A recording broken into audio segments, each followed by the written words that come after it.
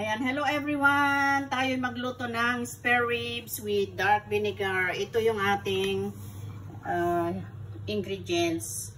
Ayan, tapos ayan yung dark vinegar or balsam from Italy. Saka itong soy sauce, yung Chinese wine. Pag wala kayo nito, yung ano ang gamitin nyo, yung light and dark soy sauce. Okay, start na tayo. So, ayan, mainit na yung mantika dyan. Ay, nasaan yung aking rib? Mainit na yung mantika. So, maglagay tayo ng... Wait, hindi masyadong mainit.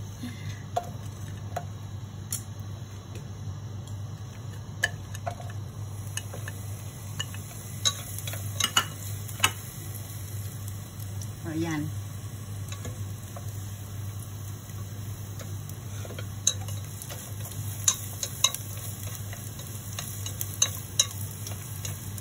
Palabasin lang natin yung aroma nito. Pag maamoy-amoy nyo ng mabango-bango at konting brown-brown na yan, pwede nang ilagay yung karne.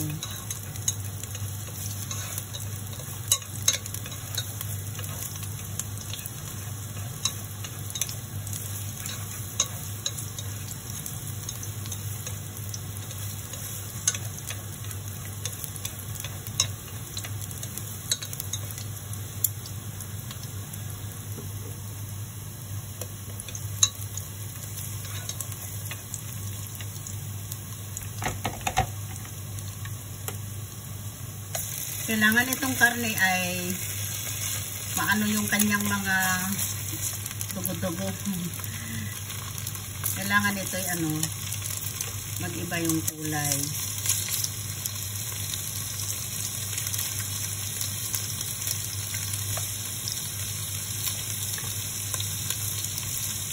So, ito yung kanilang request. Plus, meron akong fish, steam na mayaw, yung parang bangos.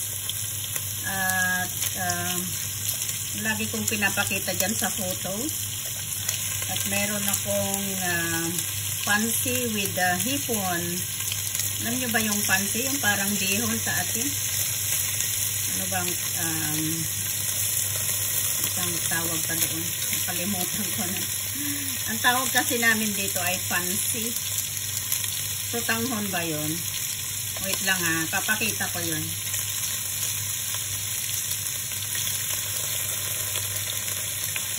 Yan ang kanilang request. Spare ribs.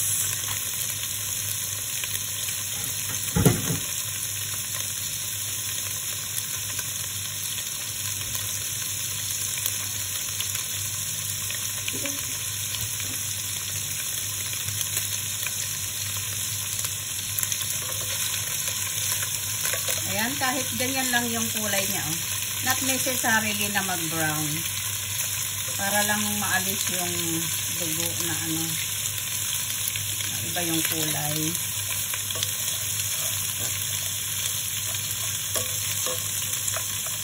Maaga pa pero kailangan ko kasi itong palambutin. Pwede na lang i-reheat.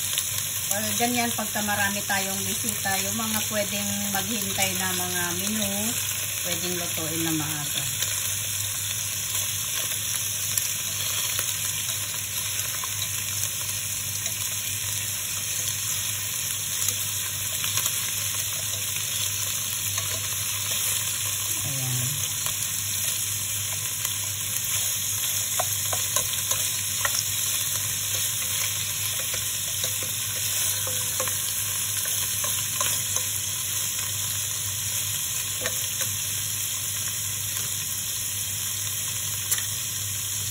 Pwede na natin yan ilagay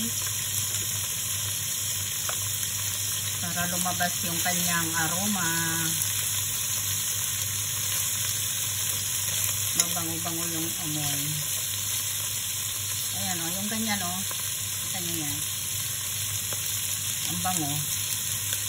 Pati yung luya. Ayan luya o.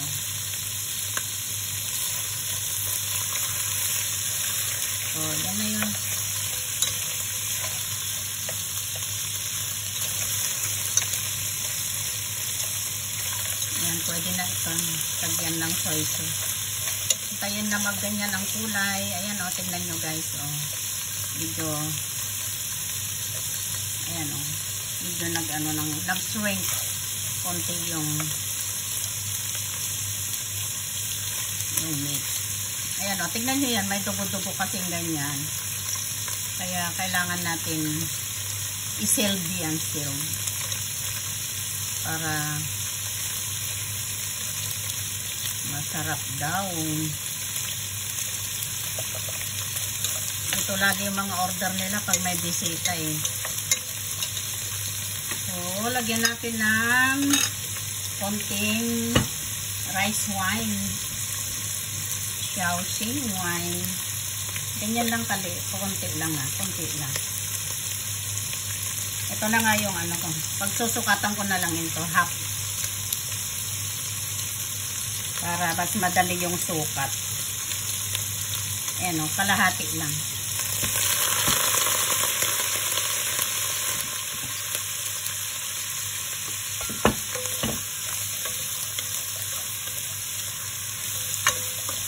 Bango. Tapos, lagyan natin ng dalawang ganito. Ayan. Mamaya na ilagay yung, yung dark vinegar. Pagka naluto na, yung bago, pag malapot na na kumulo na ito na malambot na. At, konti na lang yung sauce. Doon natin ilagay yung vinegar. Huwag isabay, guys. Ayan. Tapos, lagyan ng hot water. Hot water hanggang sa mapuno lang yan dyan sa ibabaw ng Ayan. Tapos, pakuluan na lang hanggang sa konti na lang yung sauce niya. Maging malapot na yung sauce. Tapos, lagay natin ito. Rock sugar. Ayan. Tapos, takloban na lang na ganyan hanggang sa maluto. Ito. Ipakita ko naman itong aking soup. Guys, kung gusto nyo magluto ng ganitong soup, maganda ito pagka ganito yung weather na dry. Papaya apple soup ang aking niluto. Papaya, dalawang apple, dalawang pears, isang papaya, saka buto-buto. Ayan, nilagay ko. Ready na. Ayan guys, tapos yung dates or matcho ang tawag nila dito sa sa Chinese. Nilagyan ko rin ng peanuts para mas malasa. Pero optional yung peanuts, guys. Importante dito kasi yung pears at itong prutas na to. Ayan yung mga apple yan, apple saka pears. Ayan ang pears. Tapos pagka medyo medyo bago, mga 30 minutes bago mag-serve, ilagay ito yung white fungo. Gugupitin ko lang yan. Ganito itsura niya pagka hindi nasok. Ayan very dry. Yan na ilagay ko. Tapos yan. Ready na ito. Actually ready na yan. Pero ayaw ko munang ilagay itong ayaw ko muna ilagay ito kasi lalambot ng lalambot yan at tawag doon magiging malapot. Ito naman yung dahon ng peas. Gigisa ko yan with bawang. Tapos lagyan ko nito. Ayan, seaweed. Sarap yan guys. Ayan. So, tapos ang aking iba pang menu ay itong sutanghon ba to sa akin? Na may hipon. Ayan, mamaya lulutuin yan kasi maaga pa. Thank you for watching. Ayan guys yung aking mga menu. Mayroon din akong isda. Pipicturan ko na lang pag i-post ko na lang. Isda yung parang bangus, mayaw ang tawag nila dito sa Chinese. Ayan guys. So, ayun na yun. Ayan, pakuluan lang ng pakuluan yan hanggang sa malambot na yung spare ribs. At saka ilagay yung vinegar. Ayan. O, tignan nyo guys. Ayan man. Ang sarap nito. Pag ganitong dry yung weather, kailangan itong tears sa lalamunan at saka sa ating balat. Thank you for watching!